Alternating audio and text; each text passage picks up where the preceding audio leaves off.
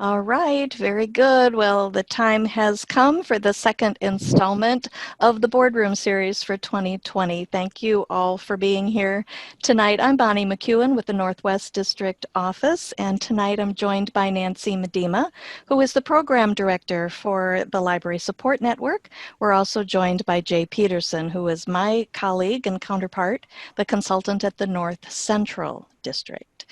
So we are happy to have all of you here with us. We know our numbers will look very different tonight than they did in July because of the aftermath of Monday's storms. There are so many in central and eastern Iowa still without power and without internet, coping with cleanup.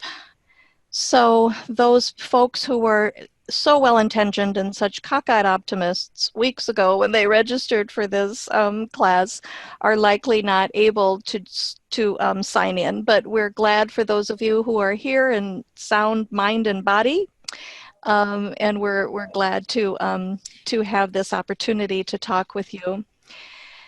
We will say, though, at the outset, like I did in July, that if you have any follow-up questions for us, anything that you would like us to clarify or expand upon, please do use the chat space for that and for any other observations that you want to make and answer to some of the questions that we'll put to you tonight. We'll circle back to any clarifying questions at the end of our material, but what Nancy and I would like to do is to move through our material first so we can be sure that we capture our presentation in its entirety since we are recording it. We want to make sure that we're getting all of the slides and our content in, and then I'm sure there'll be time at the end for us to come back to you for any remaining questions you might have. Here, as we do each time, is a look at two pretty important publications from the State Library. They are both up on our website. On the left, you see the Trustee's Handbook, and on the right, the book that explains Iowa Public Library Service Standards. That's the most current edition. Well, both of them are, as you see them here, but it's the Trustee's Handbook there on the left that is being revised even as we speak. Well, practically. Nancy and I are... We're working on it. We are working on it. But we hope that it will be ready in time. That's our goal, that it will be ready in time for the October Boardroom program, because look at this splashy cover. That's just a way snappier cover than the 2014 edition, so we've gotten that far. That's a good thing. Here's where we're headed tonight in our conversation with our material based on the book, The Art of Gathering by Priya Parker.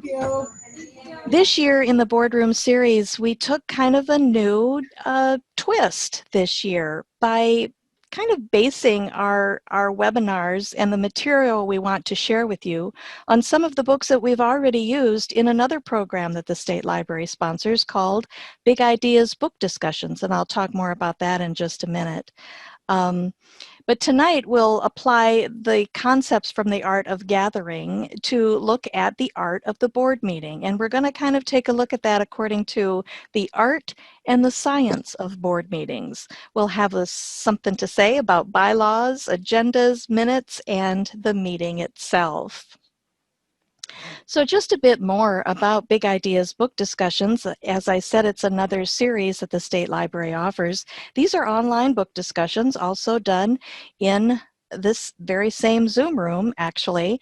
Our Big Ideas Book Discussions are held quarterly in February, May, August, and November each year. And we choose books that are well outside of library management, but we know they have plenty of application to our work in public libraries. We've used books on so many topics, from workplace relationships to leadership, technology, public speaking, civic engagement.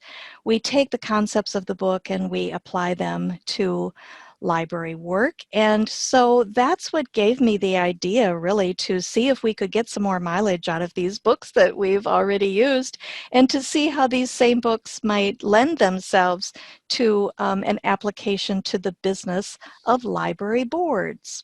So last time, if you were with us in July, our book was Upstream by Dan Heath. Tonight's book is The Art of Gathering by Priya Parker. And this really isn't the same as the book discussions we do. Those are daytime programs, and those actually do require that the participants read the book to get full credit. Tonight's and all of the other boardroom episodes, we didn't have any expectation that people would read these books ahead of time, but what we do hope is that you will be intrigued by some of the ideas we share, and that you'll want to grab a copy for yourself, or maybe check your library's collection and see if your library already owns them. Here's what's been said about the art of gathering. This is from a book review. Priya Parker argues that the gatherings in our lives are largely lackluster and unproductive. But they don't have to be. We rely too much on routine and conventions when we should be focusing more on distinctiveness and people. And this line really struck me in these really alarming times that we're all living in, the Corona times. This book review goes on to say, at a time when coming together is more important than ever, Priya Parker sets forth a human-centered approach to gathering that will help everyone create more meaningful, memorable experiences for work or for play. So I wanted to bring back a story that I shared when we used this book in our Big Ideas book discussion. And the next few slides will help me tell this story. In the spirit of the book, The Art of Gathering, I just wanted to share this story with you because it was so incredibly, it was such a special and touching event in the way it was all put together, that when you yourself have these experiences, I think it helps you to be mindful of wanting to create more of them in your work or in your personal life. What you see here is a photo of a Catholic church in Waupaca, Wisconsin. My sister Peggy and her family live in Waupaca, Wisconsin. And her daughter Julie was married 2 years ago in this church. So I need this quick backstory to make the wedding make more sense to you and why it was so special. My sister Peggy's family has hosted foreign exchange students for many, many years. Certainly throughout all the years their kids were in high school and even beyond. Peggy and her husband and family hosted foreign exchange kids. And as a result, her kids, Peggy's kids, became very well traveled because something that they pledged to do as a result of this experience is to travel to the countries of the kids that they hosted, right? So her kids, Peggy's kids, are so well traveled, it's just crazy. So in knowing all of these students that quickly became friends of Julie's throughout the years, she invited them to her wedding, and many of them came. Now, again, this wedding was in Waupaca, Wisconsin, and they put up this sign. If you guys remember the show MASH, where they had one of these signs in the yard in front of all the tents. They had one of these signs pointing the way to all of their hometowns back in the States. They put up a sign like this to represent all of the different countries represented at their wedding reception. She literally had friends there from Denmark, Sweden, Mexico, South Africa, India. It was crazy. And what made this reception so special, I think, and so unique, is that there was more attention paid to the guests than really was paid to the couple. in so much of the reception. So one just quick story for why this was so well done. And I've asked my niece, Julie, did you read this book, The Art of Gathering, before you got married? And she assures me she didn't, but I kind of think she had to, because it really brought home the ideas in this book. So we're there at the reception dinner. And Julie asks everyone at the dinner to stand. And she asked 3 questions. The first question was, how many of you needed to travel here by car? Everyone stayed standing. Her second question was, how many of you needed to travel here by plane? And so all of the car people sat down, but everyone else remained standing, a smaller group. And then her third question was, and how many of you needed a passport to be here with us tonight? And many more people sat down, and maybe 12 people remained standing. It was just a really special way to acknowledge how far and how much effort that her wedding guests took to be with them. So in the spirit of the Art of Gathering, I wanted to share that story, and that brings us in a more direct way to the material we want to share with you tonight, the art and the science of board meetings. Now, what Nancy and I are getting at when we are referring to the science of board meetings is that we're referring kind of to the rules and regulations that surround our board business meeting. There are standards to be mindful of. There are state and federal laws to be mindful of, right? And boards need to understand and be sure that they're in compliance with open meetings laws, for instance. So it's all of those kinds of rules and regulations. That's the science part, and the slides coming up will help explain each part of the meeting that we want to talk about. By art, then, the art of the board meeting, what we want to share with you there are those things, like at Julie's wedding, those things that become enhancements, those things that become special, or a new approach maybe that will bring about new efficiencies for your library board meetings. Maybe enhancements that will make your discussions more interesting. Maybe your meeting's more productive. Maybe things that will make your board meetings, dare I say, more fun. Because what's not fun about this? What we're doing tonight. So that's the idea. And here's a little bit more with some questions that we want to put to you. So this is a quote, excuse me, this is a quote from Priya's book that makes me think, and probably Bonnie too, about why we really do meet for our board meetings. Let me read it for you really quick for those of you who maybe can't see as well because you're on a phone. There are so many good reasons for coming together that we often forget why we are doing so. We end up gathering in ways that don't serve us and not connecting when we ought to. So yes, our board meetings are required by your ordinance and by state law, but what do we hope to achieve in these meetings? Are you actually doing that? Are you achieving anything? Are your meetings too short, or are your meetings too long? Do you go off track frequently? So this book kind of gets to some of those aspects about why we really intend to come together and making it a little bit more intentional. Can you go? Thank you. So here's a couple questions for you, and go ahead and use the chat feature to respond for these. How would you describe an effective or a productive library board meeting? And how would you describe your board gatherings?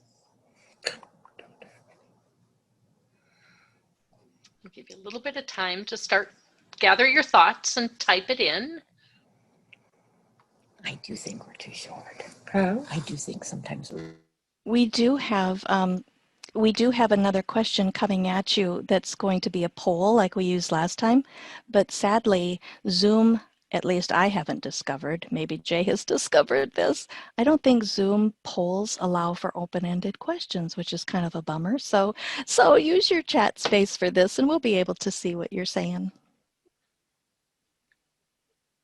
So some of the things we're seeing are staying on task. That's difficult. You get off on a topic and sometimes it goes way off track. We do that at our staff meetings too. Down to business, then converse afterwards. That's always a good plan. At least you know you accomplish what you came to do. You get your agenda done. You know, I'm glad to see that, because that reminds me of something that I don't think we put in our slides, Nancy, but it certainly bears saying, and that is, I wonder if, do any of you use ground rules? Because that good idea. you know, that kind of strikes me as ground rules. Or do any of you use a parking lot approach? There are two more things that just occurred to me, and we'll put this in our program next next time we do it. But what you said about get down to business and then we'll have our conversations of a personal nature afterwards, that's kind of like ground rules. And a parking lot is just a concept where if things are brought up that you know you can't deal with right there within the hour's time that you have allotted for yourself, put it in a parking lot and come back to it next month. That's always good too. So, excuse me, I'm going to cough a second. I can never find my mute button fast enough. So this one, and as we do in every webinar we do, we bring up standards. So Bonnie, can you switch to that one? Thank you. And you guys have put in some great responses. I'm seeing some really good things on there. Trying to read, they fly by fast, so it's hard to read all of them. You will get these, we're sending the chat along with the slides, aren't we, Bonnie? So that they can catch it later, do you know? It'll appear in the recording, Nancy. Okay. So if you missed something on the chat, you know you can go back and get it, because it does go by pretty quickly. So not surprisingly, all of our webinars talk about standards, and there are some that actually apply to library board meetings. So this isn't the entire list, but the entire first chapter of this, In Service to Iowa, the library standards, speaks to library boards. Some address policies, some of the budget and finance, planning, that kind of thing. What you see here on the screen are some standards that fit tonight's topic on meetings. So they are standard number 5, which is a tier 1. The board has written bylaws that outline its operational procedures, reviewed at least every 3 years, which is always the sticker.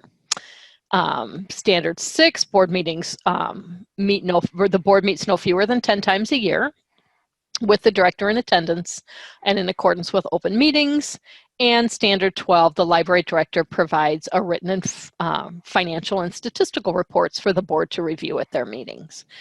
So this kind of takes us to the topic of bylaws. And we have a question for you. This is a true false, and this one is the poll Bonnie was talking about. So your board bylaws are a legal document that can only be changed through council action. Is that true or is that false?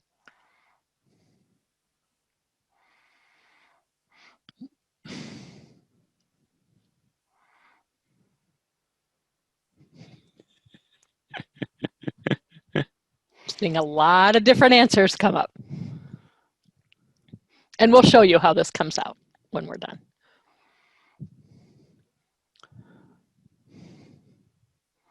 This one is super fun to watch, though.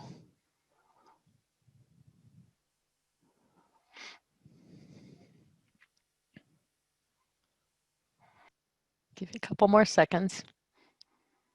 This one might take a little bit of thinking about.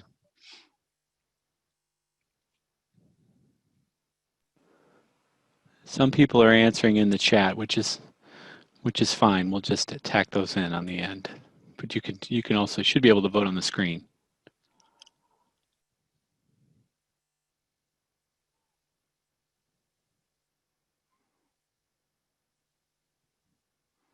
So it does tell us how many, right? Yeah, you can see the count on our end. Hopefully you're seeing that. Do you not see that, Nancy? I do. Yes, I do. Okay. It's just small. I obviously need better glasses. Found out today my son needs glasses, so got that coming.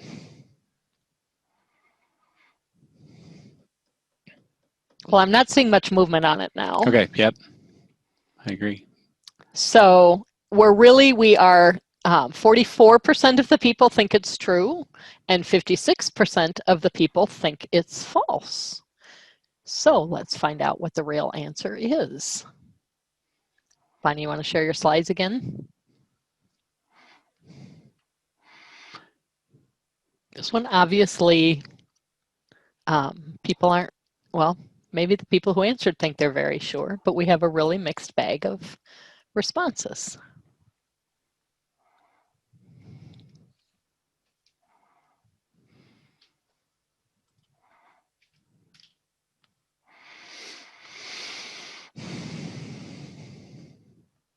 And are you guys seeing the results? Yeah, I was wondering that, Nancy. Do you have a share results button? I'll click it if I'll just click mine. Okay, thank you. It says sharing poll results, so you can see the numbers now, maybe.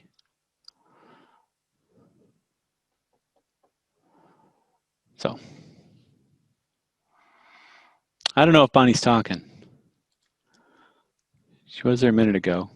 Yep. Here I am. Some said, I can't hear Bonnie. I've shared the results, but maybe did it too fast and took it away too fast. But there you see that 56% of you said the answer is false, and that is the correct answer. The answer is, in fact, false. It's false in both cases. Bylaws are not a legal document that can only be changed through council action. They are not a legal document, and they can be changed through board action at any point in time. So it's the bylaws do not need council intervention.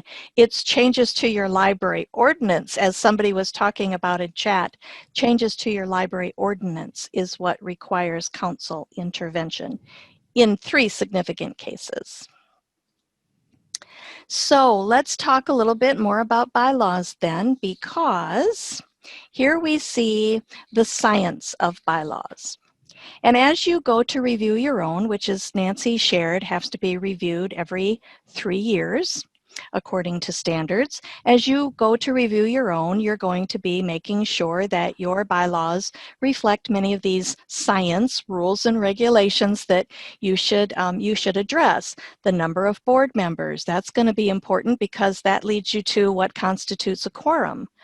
The frequency of your meetings. Do you meet the first Tuesday of every month at 6:30? Whether you have officers among your appointed board members. And if you have officers like a president and vice president, do you hold an election of officers? That's typical. It should be done once a year is recommended. And do you follow any kind of parliamentary procedure? Robert's Rules is probably the most common. So those are all pretty normal things that you would see in bylaws. But what about these enhancements? This is the art of your bylaws. I love to encourage library boards to do these 2 things, to include a paragraph about how library boards work alongside staff to ensure that the library is meeting standards. Again, your bylaws are an internal working document outlining how the board conducts its business, and it can be revised by board action anytime. You don't need to wait 3 years to revise it. So if you like these 2 artistic enhancements to bylaws and you want to incorporate them in your own, you can do that at any time. You can do it next month. So including a paragraph about the importance of standards and the fact that your board is a partner in ensuring that your library is meeting standards is a really cool thing to put in bylaws. And here's another cool thing to include. If you make reference specifically to standard number 8, good old standard number 8, and it speaks to board education. We talked about this in July, and here's why I bring it back tonight. Not just because it's my favorite standard, although it is, and not just because it keeps me gainfully employed, although it does. I bring it back tonight because this is all about messaging.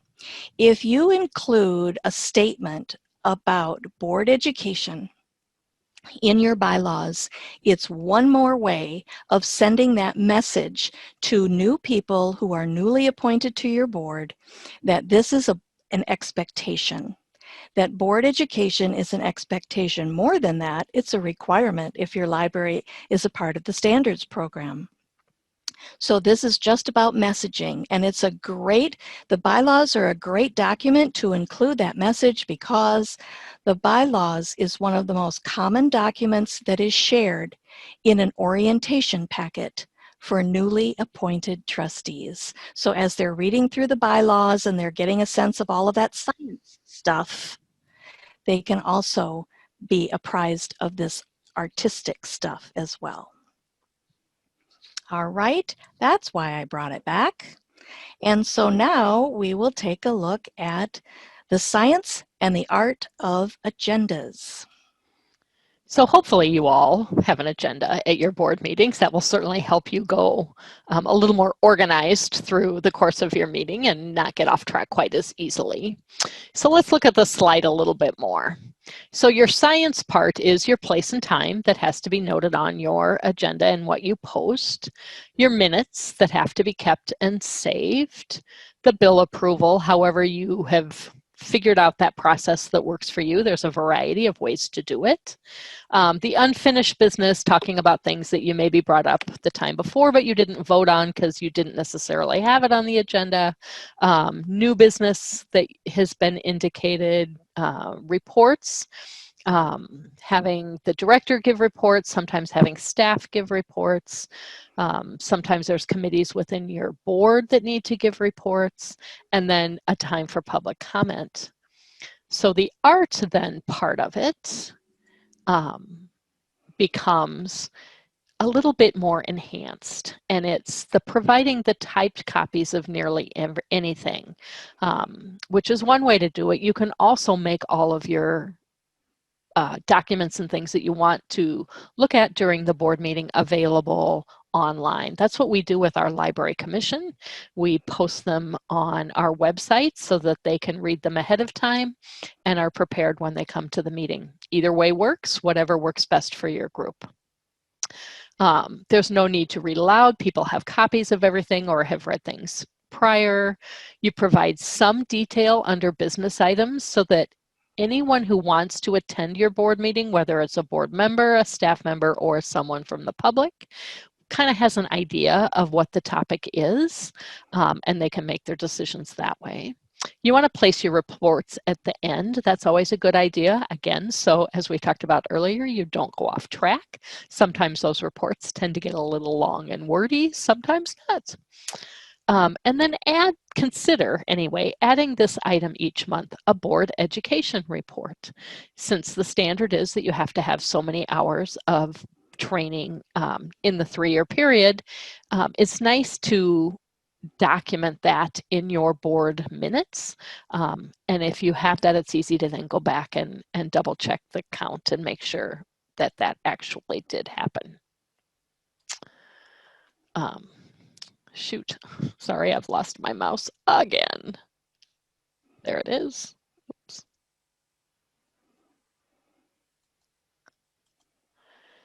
So I mentioned earlier about your board notice and you have to have the time and date on there.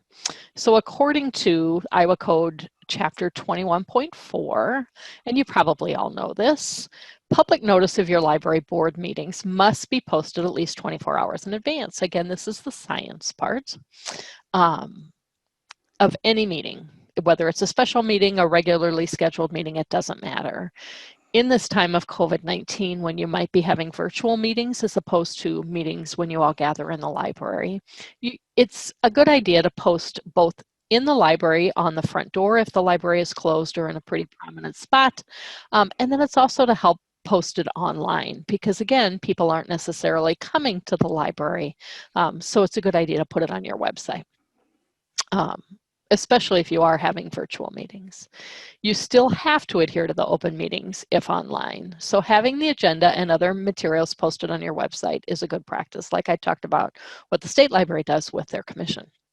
It's just a nice habit to get into. So another way to enhance the art a little bit.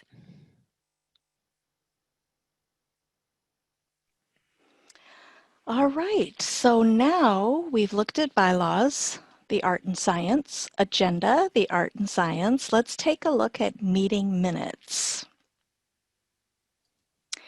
The science behind meeting minutes, and some of these points were given to me a couple of years ago when I did a similar program of a board education series. And a couple of years ago, I was joined by Laura Mead, who is a professional parliamentarian, and she gave me a lot of these bullet points here. The first one being the minutes are a record of what was done, not what was said. So it doesn't have to be, they don't have to be wordy, they don't have to be lengthy, you don't have to be sure to record exactly the conversation verbatim. It's not like anybody who's the secretary and tasked with that job is a court stenographer, not at all. It's a record of what was done. And no vote is necessary to approve them, so says my pal, Laura Mead, who is the parliamentarian, if there is no dissent about what was reflected in the minutes. Although she does advise that if there are corrections needed to your minutes from month to month, that you should make the corrections verbally and then vote on the accepted version after everyone has agreed that, yes, that seems more correct about what we were saying and what we were trying to do. So if corrections are needed, then vote on an accepted version. If disagreement on a topic, be sure that you're taking a roll call vote, and that means just going around the table and asking for everyone's name and recording every trustee's name and their yes or no vote. Most important in this list of science requirements is that meetings of a public body, minutes of a public body, are a matter of public record.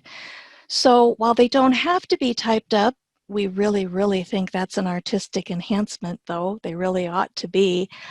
They do need to be produced. If minutes of your board meetings are asked to be seen by anyone in the community, they're a matter of public record and they must be produced. That says so in Iowa Code Chapter 22. So here's the artistic improvements to minutes. Typed written again. Let go of the handwriting in spiral-bound notebooks. I still encounter that when I join local board meetings in Northwest Iowa. I still encounter that from time to time. And I think let's move into the typed written phase. It's just a much more professional way to produce those minutes that are a matter of public record. Nancy already advised posting them on a website, on your library's website. That's awesome. And these next two tips are something that I am sharing because of a previous job experience when I was employed by a library board. We actually used a minute-taking template that outlined the agenda.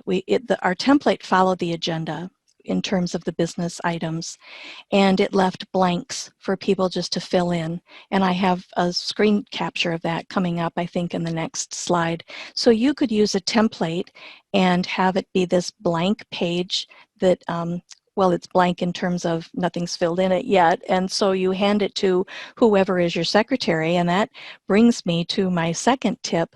In my previous job, my library board liked nothing more than to rotate the task of secretary amongst the board members. Now, the board president didn't ever have to do it because the board president was busy facilitating the meeting, and I didn't record the minutes either, handwritten on the template. It just passed to any of the other 6 members so that it's not the same person necessarily who's tasked with doing that from month to month. That can be a really nice way to share the fun of minute taking. It's not a have to. It may not work for your group, but if you like that idea, you're welcome to try it out.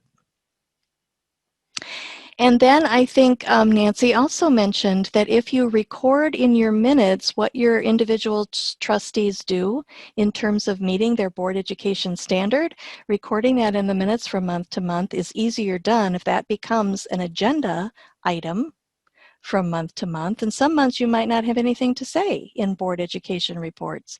But those of you who are coming to each of these episodes, in those months you'll have something to say. So put it on your agenda as board education report.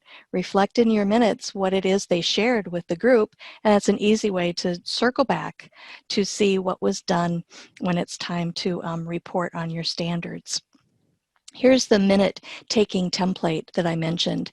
You make up 12 of these, nothing written on them except the business that needs to be filled in. And it's an easy way to indicate who is present and absent, who moved and who seconded. And it follows again the agenda right down the line. So if you like it, this will be in the slides, of course, for you to make your own and adapt. And Bonnie, I'm going to interject here a second. I know I've sat in on a lot of board meetings, and I think a lot of times people think you have to write down the whole discussion and make sure you catch that, which is extremely frustrating for the person who is taking minutes because there's no way to type that fast. Those discussions happen fast and furious sometimes. So as Bonnie said earlier, it's really what you do, not what is said. So your who motions, who seconds, that's important, but the whole discussion does not need to be recorded verbatim. It can be a short summary if you want some language in there to kind of indicate what was discussed and talked about, but it doesn't have to be a he said, she said, which I know a lot of people then want. They want what they said recorded for posterity, and that's just not necessary. So just a heads up on that one. Yeah, that's right. And I would say too, when I mentioned that in my past library job, my board president never had to also be the secretary. That's not fair. And I never had to be the recording secretary either, but here's what I did. I took the template, once it was filled out at the end of the meeting, I took the template with me, and I was the one who typed up the official minutes. I was happy to do that. I didn't expect any of the board members to actually go home and type it all up. So this is a way that you can do handwritten, right? And come out at the end with a typed written transcript also. So if you like that idea, it's yours. This is a screenshot of the method that Nancy is fond of, and I have to say I am so fond of this. I want to see more and more libraries do this, and that is to share their board documents, if nothing else, but the agenda and the minutes from month to month up on your websites. Well, it's a great way to be transparent, and exactly. As public entities, that's really important. Exactly. And you're going green at the same time. And I can't tell you for how many years I was urging, in the olden days, I was urging library directors, get those board packets out. Get those board packets out ahead of time, a week ahead of time, and, sprint to the post office and get them in the mail. And now I'm not saying that anymore. Now I'm saying get those board packets on your websites so people can find the business of the board there. Think of the postage it saves. Exactly. Yes, you're going green and you're saving postage. So this is a nice example from Grimes Public Library. If we have anybody from Grimes in our audience, I don't know if we do, but look at what else Grimes does, which I really, really like also. Look what they do on their trustees page on their website. They include not just the listing of board members' names, which is really swell, and I would go on to say, adding in there, like we looked at in July, your term expiration date is a great place to store that information. But look at, talk about the art of introducing your community to your board members. They're including photos and links to the trustees' phone and emails. Now that might be a bridge too far. if some of you feel like it is, but you're also public officials. You've been appointed by the mayor's office and approved by the town council. So it is a great way for the community to get in touch with you and maybe give you some positive feedback and good ideas, and maybe sometimes not so much. But yeah, I agree. I think that's a great way to make that contact very easy. It's not that they can't figure it out anyway, because there are ways, but this is just making it up front and center. isn't that nice? I love it. Thank you, Grimes Library, for that example. And now we'll move into the science and the art of the meeting itself. Yeah, so we talked a little bit about it being having to follow public meetings, being transparent, that kind of things. So let's get into that a little bit closer here.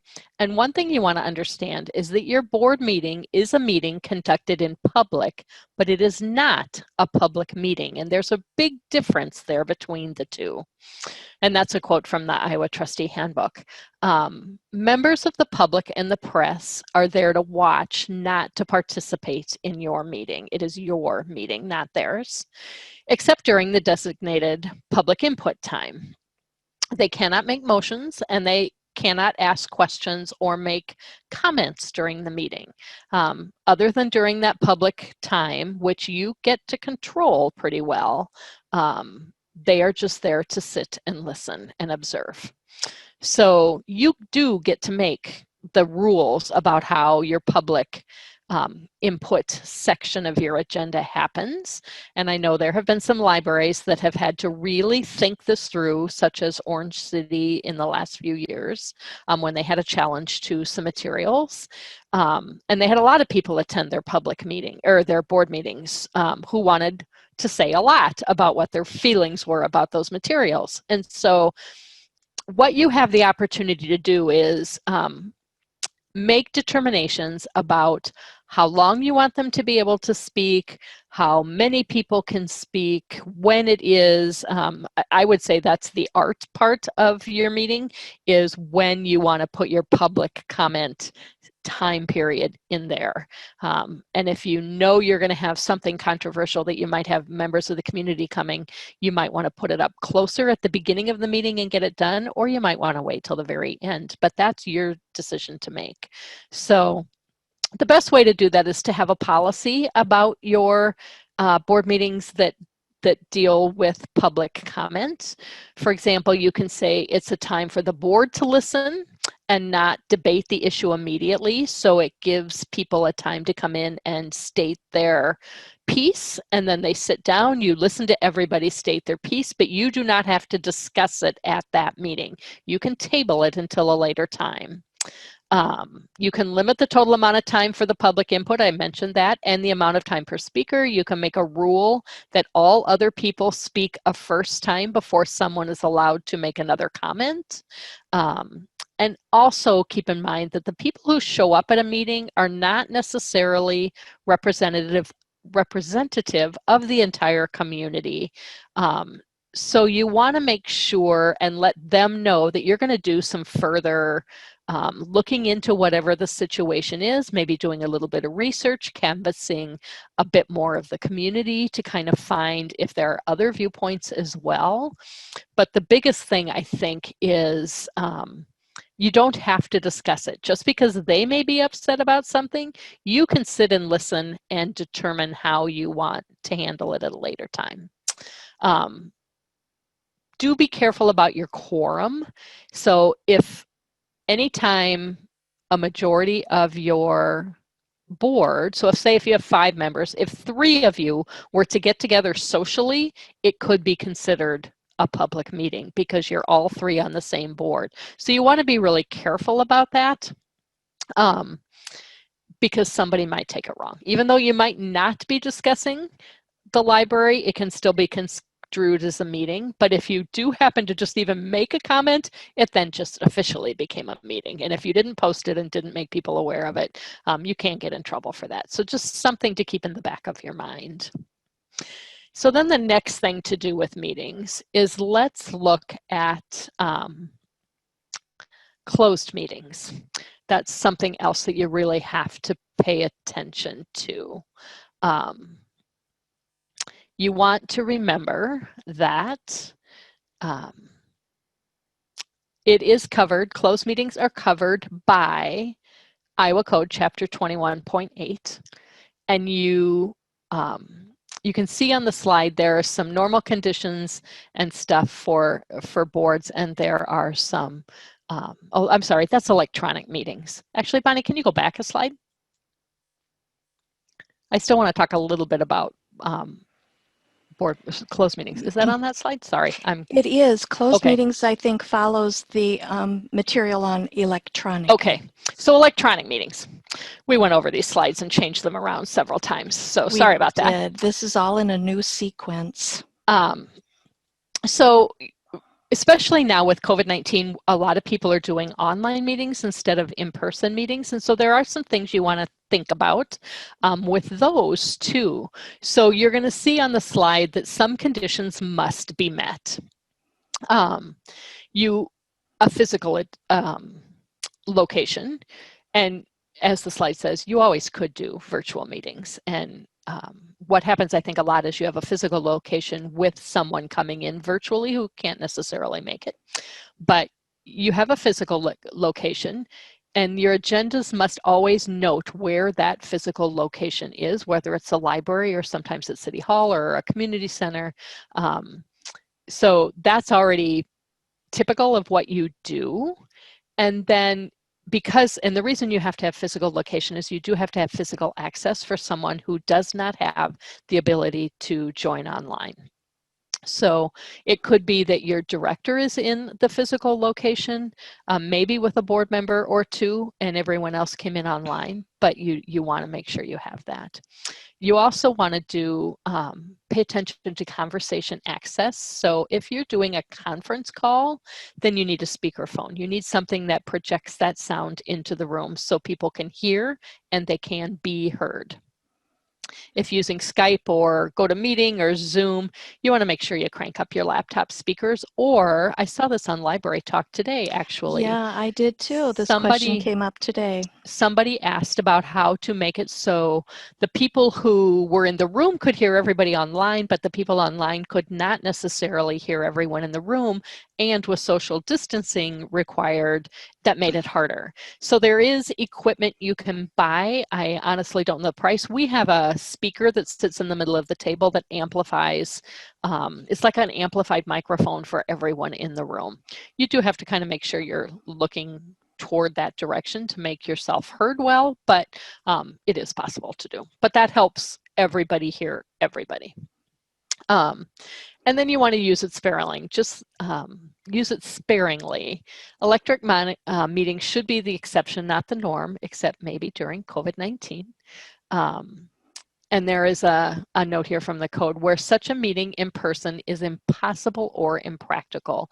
Kind of use that as your guidance in how often you do that. I know with our commission, we have some commissioners who live 3.5 hours away, and so it is harder for them to get to our meetings on a regular basis. So they do choose to come in virtually, but the majority of the commission meets in person. So again, something to think about. And a nice note to think about too is if you do have board members who go away for the winter for 3 or 4 months, or someone who wants to be a board member, but they're snowbirds, there's still a way that they could participate because they could, for those meetings, come in remotely. So that's always something to think about too, especially for those potential board members out there who want to be involved, but don't want to give up their trips every winter. And I can't say as I blame them. The older I get, the more I want those. This slide is the Iowa Public Information Board, and we wanted to make you aware of this because it's a great one-stop destination to answer all your questions or address your concerns regarding Chapter 21 and 22, which are the open meetings and public records laws. On this site, you'll find forms to enable you to ask a question about the law or to file a complaint if you believe the law is not being followed, either, well, hopefully not in your board meeting, but if you're a guest or a public person at another board meeting. This is a site that any Iowan can access. And this is from the website. If the IPIB board's jurisdiction is limited to issues involving open meetings and public records, and complaints must be filed within 60 days of the alleged violation. So there are some time limits involved. The board treats written and electronic communications to it as a public record subject to disclosure, except when the board determines an exemption or other provision of law prohibits or limits release of some or all of a communication's content. If you think the communication you are considering making to the board would qualify for confidential treatment under Code Section 22.7 or another provision of law, you should discuss this with the board's executive director or deputy director prior to submission. Again, that's on their website, so it's a little wordier for some of our board meetings and how they act. But what that kind of pertains to is there are some things with closed meetings. And I think that is probably one of the situations that we get the questions about the most, is when you can go into a closed session and when you can't. I know Mandy answers this over and over and over again, and it is on our website under the law FAQ. So that's also another resource to keep in mind as you navigate your board meetings sometimes. So Iowa Code 21.5 talks all about closed sessions and lists a dozen or more reasons of why you would want to go into a closed session. But the two that pertain to library boards would be to evaluate the professional competency of a staff person, which would be your library director, because your boards are responsible for hiring and evaluating your library director, which could possibly do irreparable harm if held in an open session. That could be discipline, that could be an evaluation, that could be that type of situation. The caveat to this, though, is the person you are discussing or evaluating or disciplining must request the closed session. The board cannot decide to do that on their own. The second reason you would want to go into a closed session would be to potentially discuss the purchase of real estate, where the premature disclosure and the talking about it in a public meeting might affect the price, either negatively or positively. So you don't want to have that discussion and tip someone's hand before the sale goes through.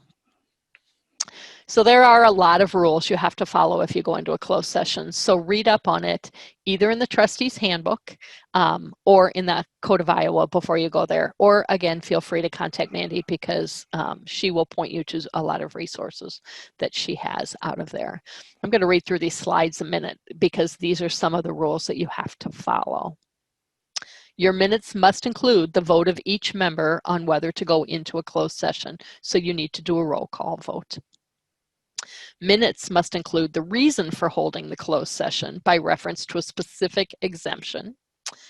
You must have detailed minutes and audio recording of closed session, and that's the big one. You have to record it in audio. I'm not sure if doing like an online Zoom meeting with all of them would count for that. That would be a really good question for Mandy, maybe, because then you have a video recording of it too, and that might work. And you have to keep that audio recording indefinitely.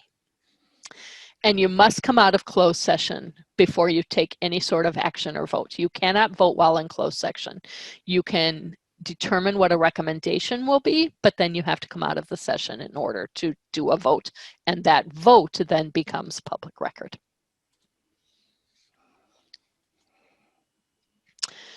So again, I talked about what some of those things are, the recording and that kind of thing.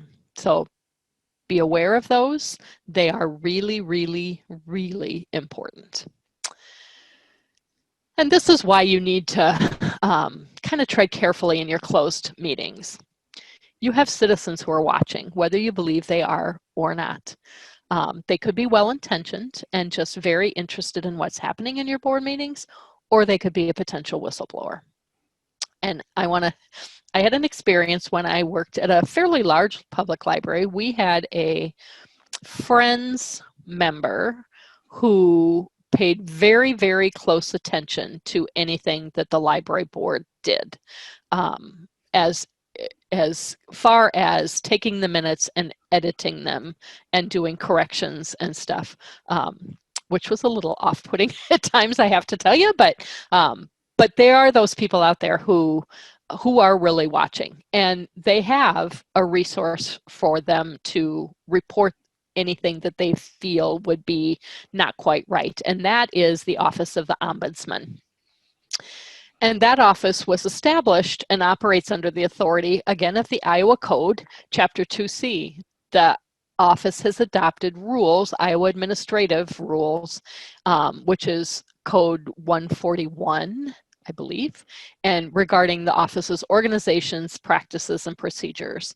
And on their website, you're going to find all kinds of forms and things that can be used, but they serve as an independent and impartial, and there's the important word, agency to which citizens can air their grievances about government, any level of government. It can be state, it can be county, it can be city or community, but by facilitating communication between the citizens and whatever government agency it is, and making recommendations to improve administrative practices and procedures, the Ombudsman promotes responsiveness and quality in government. And actually, the Ombudsman's office is right across the lobby from the State Library of Iowa in the Miller Building. I did not know that. Oh, yeah. And Christy, I can't think of her last name. Christy is the ombudswoman right now. But the Ombudsman has the authority to investigate complaints about Iowa state and local government with certain exceptions. The Ombudsman attempts to resolve most problems informally, and they do a small investigation, sometimes a more complicated one, depending on what the issue is. But they may make their findings and recommendations and publish a report. So again, it then becomes public record. So, but know that there is that office there where you can take complaints if you have them about another aspect of government, or your community can take them against you too. So just be aware of that. And really where it happens is when you're not very transparent with your community. So again, we go back to putting things on your website and being as transparent as possible. Not to scare you off, because that's not our intention here. All right. Well, we have a few more artistic embellishments for your board meetings that we would like to offer for your consideration in the spirit of the art of the gathering and the art of the board meeting. Let us offer some of these ideas, and we would love to hear from you if you are already using some of these tools, some of these products, like for instance doodle polls. Have any of you used doodle polls to find a date for your board meeting in case your normal scheduled date has to be canceled and rescheduled? Let us know that in chat. I want to circle back to that to see if doodle polls are something that you've used. It's a great time saver, just a great time saver. It's a totally free product. The director would probably put forward and create the doodle poll where you put in all of the board members' names that you want to vote on their favorite or their best day and time. And voila, instead of passing emails back and forth 15 times to try to figure out who said what, this is really a great time saver. We love doodle polls.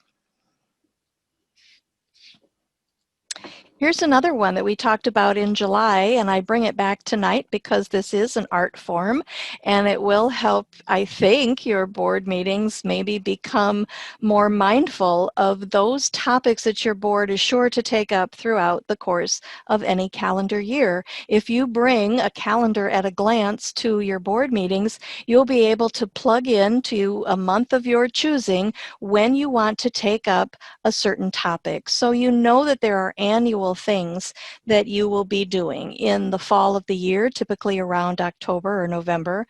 Those are the months where you're starting to look at your budget preparation. Nancy mentioned a director's performance review. That could be done at any time of the year, but let's say you like to do that in August. You all have to review your policies from time to time. You don't want to do the entire policy book all in one sitting. That would make everybody run screaming from the room. So you break up the policies that the standards require your libraries to have. So you break up the policy review, and maybe in April you want to review your collection policy. In June, you review the internet policy. I think December is a perfect month to plug in this exercise, and that is to review and evaluate the progress made on your library's long-range plan. It's a wonderful time of year to look back at the year that's just finished and to see what you were able to achieve and what is still worthy of working on in the next year. So I think using a calendar at a glance can help in so many ways, and I think it just is a great way to keep some of those typical annual conversations kind of front and center, and it helps you remember. It really, really helps in developing the agenda as well. So that's a tip that has a lot of good uses. I will confess to a love-hate relationship with reports. Now, our sample agenda showed, I think, that you have a room on your agenda for reports. Those typically are director reports, but it can also involve various staff members who want to either submit a written report, or even better, the artistic part of reports is to have your staff members take turns joining the board meeting and offering an in-person report about what they are doing in their specific job in the library. If they're the head of the children's department, that's a wonderful opportunity for them to become more acquainted with the board, and vice versa, and let the head of your children's department join your library board a couple of times a year to make reports about children's services. And it could actually fit for board training too. Yay, and yay. Depending on what it is, it might fit there. Yeah, if she's doing a demonstration of something, yeah, for sure. And remember, we said early on this evening that you could use your agenda to include a line that says board education report. And even though you might not have something to say each and every month, when it's on the agenda, that leads you to the discussion during the meeting itself. And it leads you then to putting that conversation in the minutes. So I have kind of a love-hate relationship about these. I want them to be more than statistics, although statistics are important without question. They are important, and we love statistics in libraries. Sorry. Ask any director who has to complete the annual survey every October, and they will come away from that thinking they're not so fond.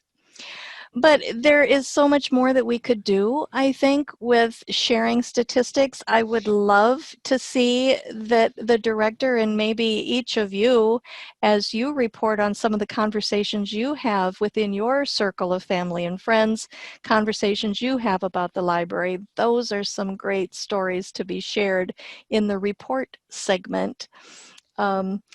Use testimonials, use some great patron success stories or encounters you had with customers who were so grateful and so happy that the library provided something, or they were able to, the library staff were able to ease their anxiety for just a time by having curbside pickup available, right? That curbside service people have been so appreciative of.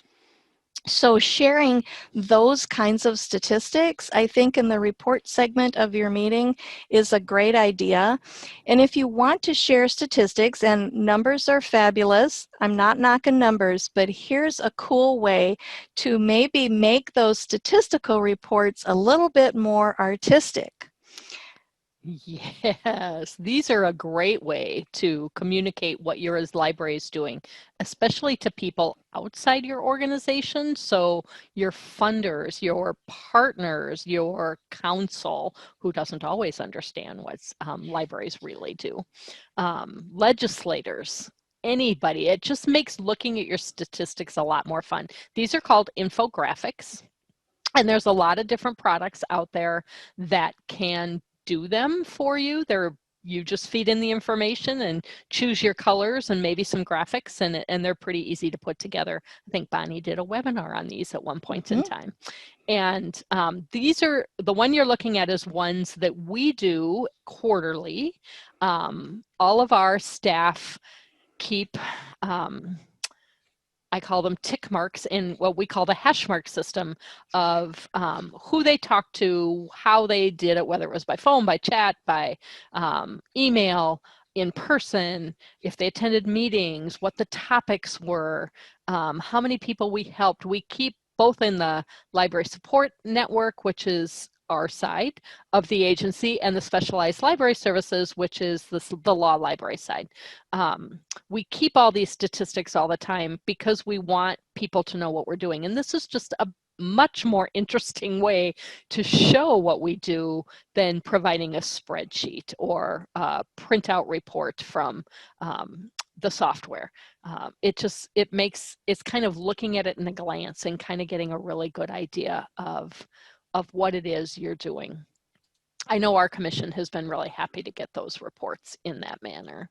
Here's some infographics from the Ida Grove Public Library. Again, just so much more interesting. Tells you what you need them to know, and you can kind of pick and choose and tell those stories this way. But they're going to take time and look at this, whereas they might not read a long report, especially if it's something written out, and especially if you're giving it to legislators. They want it short, sweet, and to the point, and these infographics kind of come out that way. So a great thing to start doing for some of your reports. Well, as we kind of bring this in for a landing, our program tonight, we wanted to share this quote from the author of the book, The Art of Gathering. Priya Parker says, think about what you want to be different because you gathered, and then work backwards toward that outcome. Figuring out the desired outcome brings more focus to a meeting. These are just a few more artistic embellishments that I love to encourage library boards to begin doing.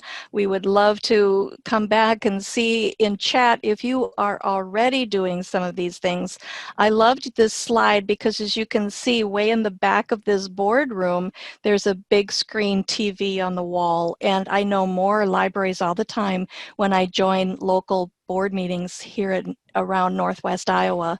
More libraries are using big screen TVs in their boardrooms, not just as a way to project some of the documents that they're sharing in the board packets, but also it's a great way to do demonstrations. So if you can incorporate, and I know this won't happen every month, some months your agendas are pretty full, but what about as you're prepping your agendas and you come to find out that some months are kind of light, maybe not a whole lot of business, you could either go home early. I suppose that's always an option, unlike tonight when we keep you in your chairs until 7:30.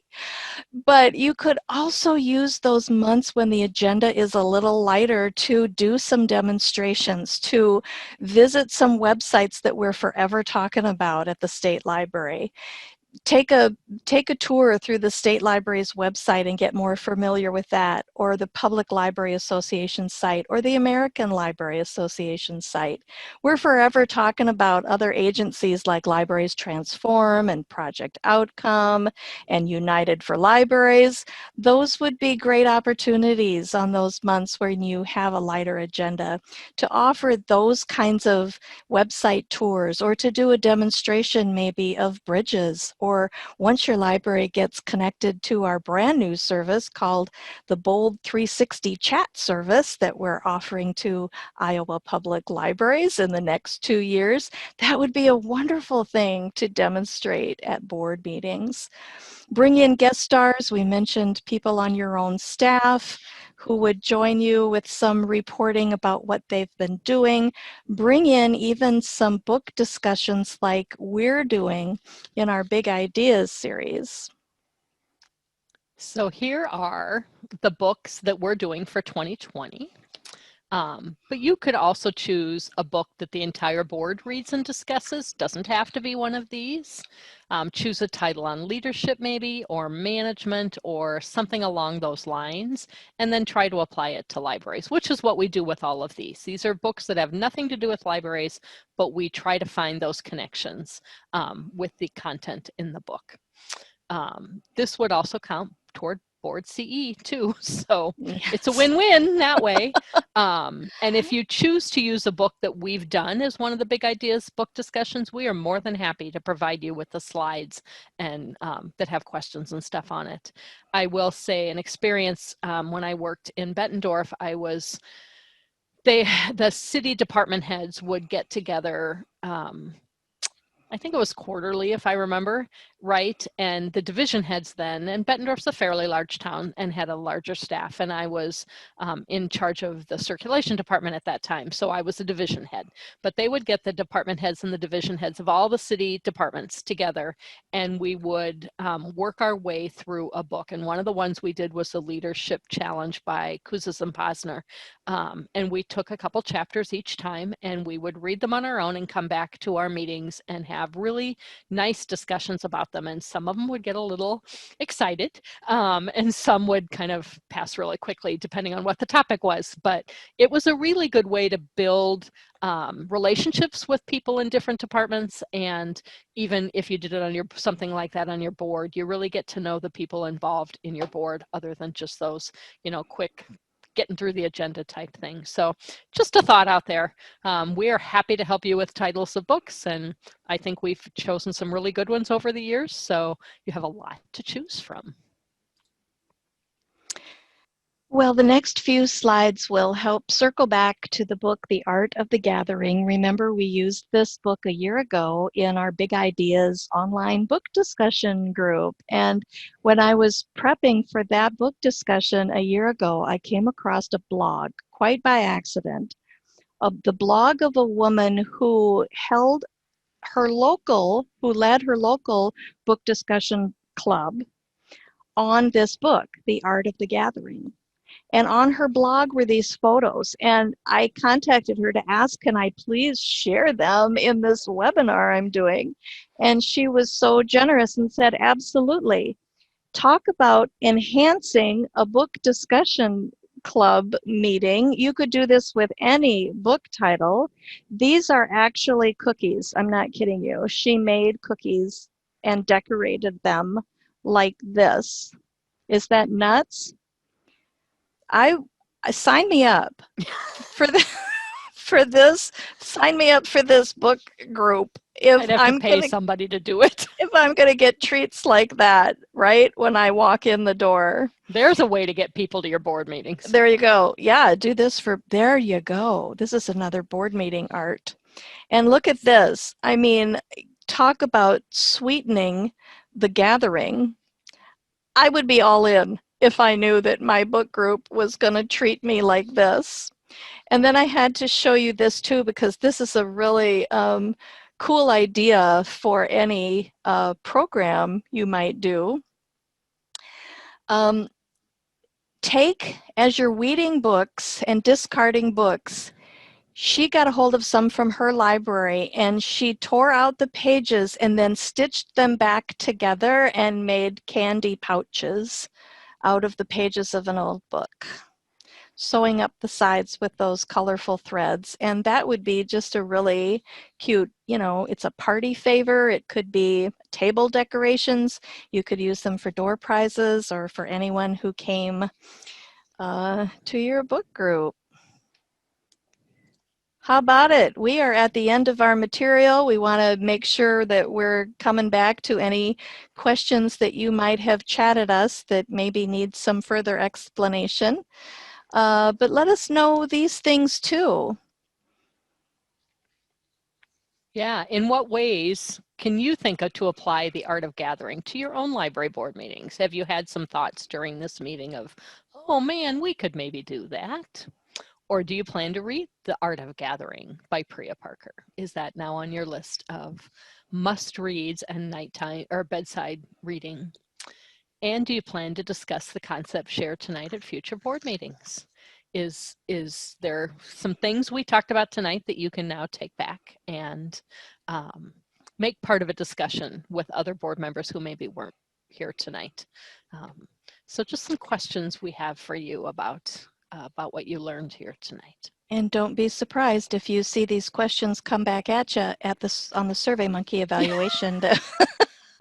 There's that a method to our madness. That will come your way. We need to get a lot of mileage out of these things. So be thinking about what answers you might put in that survey, because we really appreciate those surveys that we ask you to fill out.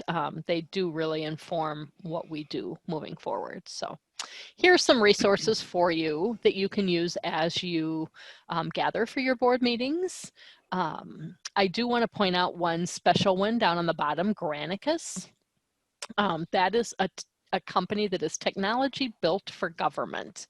And more than 4,500 government agencies, this is from them, have chosen Granicus to modernize their online services, web presence, and communication strategies. Seamless digital solutions that help government actively reach, inform, and engage citizens for better civic experience.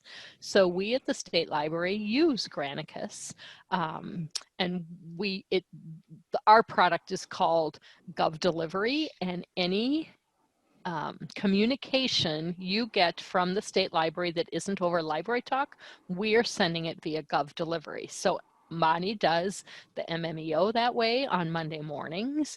We have a public library directors list when we need to get important information out to all of our public library directors that we put in this format. The CE newsletter goes in this format. We have a trustee list that we send trustees information, not as often as public library directors probably, but it is great software that allows you to kind of formulate your message. You can do it as a newsletter, you can do it as a letter. You can make it a lot more fun than just, an announcement type thing. But many cities subscribe to Granicus. So you might want to check with your city, because if they have a subscription to it, you should be able to use it. So give your city clerk or your mayor a call and see if they actually do the participation in that. And they also offer consultings and getting started with their suite of products, webinars, newsletters, software, that kind of thing. So check it out. That's a really good resource. But we have the Iowa Public Information Board up there. We have the Ombudsman's Office. We have the Trustee Handbook and Standards. And I can't read what the yellow one is at this point, but there are a lot there. So keep track of them. Use them to your best interests. And then watch for the evaluation and your attendance certificate, which will come by email. That's why we asked you all to put your names instead of some code that you sign in by, so that we can find you on the roster that you registered for the class. And they'll be coming by email within the next couple days. And again, we really use the SurveyMonkey that we asked you to fill out to guide us in what we provide. So before I stop sharing the slides, I'll give us a preview of coming attractions. We have 3 more installments of the Boardroom 2020 and 3 more books that we'll be looking at. The book that's up for discussion in September is called Stories That Stick. So the discussion will be about the board's role in storytelling. In October, we're going to preview our own publication, the new edition of the Trustees Handbook. And when we reach November, we will be basing the November's program on a book called who are you looking for? So we're taking that material and we're flipping it into a board discussion called Who Are You Looking For? Building Diversity on Library Boards. So that's where we're headed. We hope you can come back in the months ahead. I'm going to let go of the slides and come back to catch up on any questions or comments you want to share with us. So Jay, did you save any questions for us? I don't have much in there. Just a lot of compliments, lots of the ideas.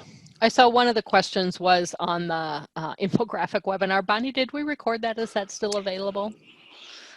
Oh, I can't maybe. remember.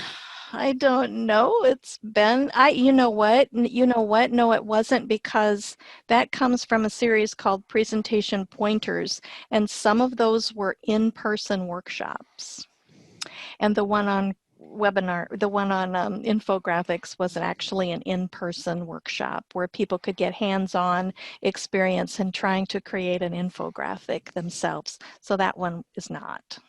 We might have to try to bring that back once we start doing in-person workshops again, but that probably won't That be was in the near fun. future.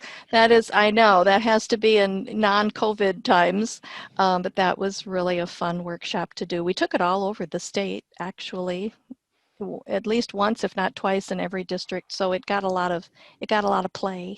Maybe there's a way we can flip that one into an online. I did see that one. So. Shelley is asking about board members. You can keep track of the board members who are there with you. We don't track that in the CE catalog. And Shelley, we should be able to look up your name and find you that way. So we'll cover you. And thank you for indicating when you had a board member in a room with you, because that we'll count those and do that for our final count. So we do appreciate that. That does help. We don't really always ask for that. I know it's kind of hard for folks to do that, and then people come in differently, but yes. Do you really have to, I did see one question that I kind of wondered about as well. Do you really have to mark the time when a meeting ends? I think that's a Robert's Rules of Order and rule. Some people, you don't have to use Robert's Rules necessarily either. I mean, there's modified, more simple versions. It's just good ideas to have. I think you covered that, but there's no legal reason to have to stick with Robert's Rules of Order. There is no legal reason to mark the ending time. It probably doesn't hurt, just if you ever have to go back and determine whether it was a long meeting or a short meeting. I don't know why you would, but it is just a point of information. Yeah. So we always did in my previous job. We always noted when the meeting convened and when it adjourned. Yeah, we did too, but it's not required by law or anything.